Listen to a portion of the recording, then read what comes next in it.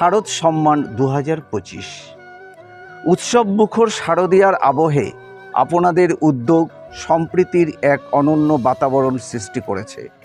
প্রাণবন্ত আঙ্গিনায় আপনারা যে সাংস্কৃতিক উজ্জ্বল দৃষ্টান্ত স্থাপন করেছেন তা অভিনব রূপে সকলের দৃষ্টি আকর্ষণ করেছে।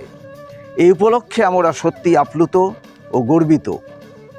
আপনাদের শারদ শুভেচ্ছা সম্মাননা 2025-এ ভূষিত করে আমরা নিজেদের কৃতার্থ মনে করছি। News 24 live.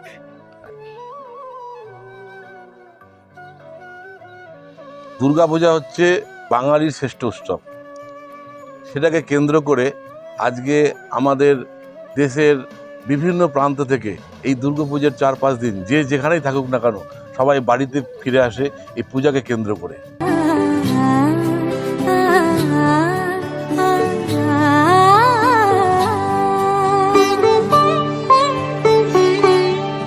উৎসবের অঙ্গনে আজ সবার মন্ত্র, উৎসবের অঙ্গনে আজ সবার মন্ত্র।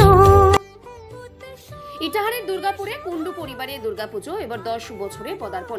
সামাজিক কর্মসূচিতে ভরপুর উদযাপন। ইটাহার ব্লকের দুর্গাপুরে কুণ্ডু পরিবারের দুর্গাপুজো এবছর 10ম বর্ষে পদার্পণ করল।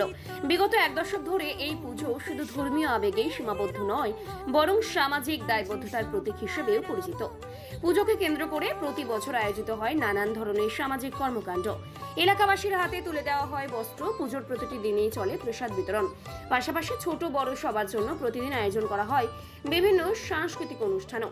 এসব উদ্যোগ ঘিরেই পুজো মণ্ডপে তৈরি হয় উৎসব মুখর পরিবেশ। কুণ্ডু পরিবারের কর্ণধার অমিত কুণ্ডু ওরফে দুলু বাবু জানান, এই পুজো শুধু আমাদের পরিবারের নয়, এলাকার সকল মানুষের। 10 বছর ধরে মানুষের ভালোবাসা ও সহযোগিতায় আমরা এই পুজোকে সাফল্যের সঙ্গে এগিয়ে নিয়ে যাচ্ছি। আগামী দিনেও সমাজের জন্য আরো নতুন কিছু করার লক্ষ্য রয়েছে আমাদের। সবশেষে এলাকাবাসীদের মতে কুণ্ডু বাড়ির পুজো এখন দুর্গাপুরের অন্যতম সেরা বাড়ির পুজো।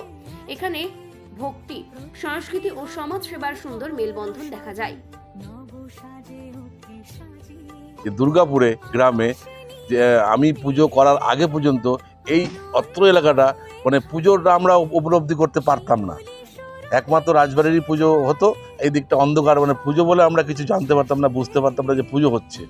তো সেই জিনিসটা যখন প্রথম এটা আমার মিসেসের মাথায় আসে যে এই পুজো যে আমরা যে এত পুজোতে আমাদের বাঙালির শ্রেষ্ঠ উৎসব দুর্গাপুজো, আনন্দ উৎসব, তো আমরা তো সেটা পাই না, সেই অংশগ্রহণ করতে পারি না। সেটাকে কেন্দ্র করেই তখন আমি এই পুজো শুরু করলাম।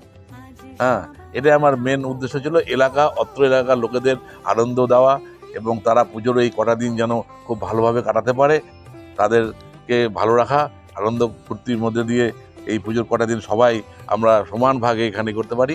আমার বাড়ির পুজো হলেও আমরা সবাই মিলে এই পূজাতে অংশগ্রহণ করে থাকি এবং সেই দিন থেকে এই পুজো শুরু হয়। আর এই পুজো উপলক্ষে আমরা বস্ত্র বিতরণ দিই, প্রথম থেকে শুরু করে এসেছি। এবছরও আমরা প্রায় 5000 বস্ত্র দিয়েছি দুস্থ মানুষদের মধ্যে।